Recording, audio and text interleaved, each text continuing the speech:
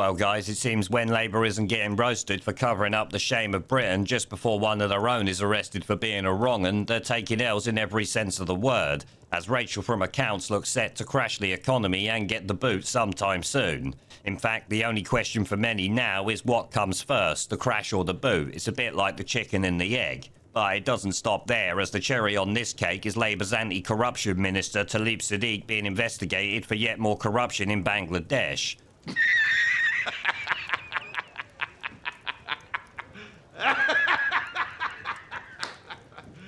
Oh yes, the anti-corruption minister of the British government is being accused of using her power as a British MP to get her family plots of land in Bangladesh. Which is not even the end of it, because she's also being connected to embezzlement, as Sky News reports here.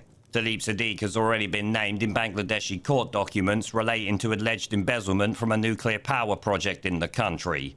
So it seems Labour's anti-corruption minister might well be in the right job, because corruption should be her middle name if any of this is true. But the report goes on. Sky News has obtained an affidavit filed by the Anti-Corruption Commission in Bangladesh that accuses Ms Siddique and others of being involved in fraudulently obtaining plots in the diplomatic zone near the country's capital, Dhaka. The document states, while serving as a member of the British Parliament, it is known that Ms Siddique exerted pressure and influence on her aunt, the former Prime Minister, to take measures for the allotment of plots in the same project in the names of her mother, her sister and her brother.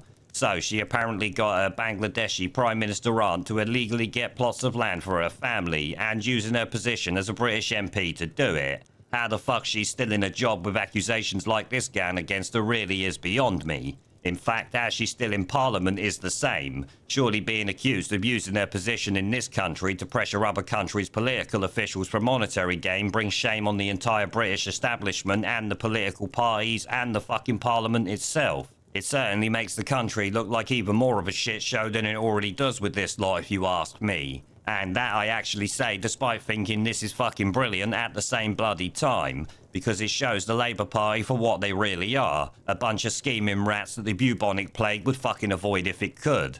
Me though, I mainly love it because when added with every other shit show here in this government on a weekly basis, it could well help us get rid of them. I say could because Starmer is like a fart in a spacesuit. Getting rid of him won't be easy like it won't be with the rest of them.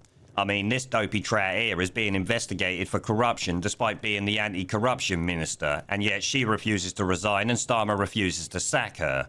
If that don't tell you this is a banana republic led by a bunch of power-mad wankers, I don't know what will.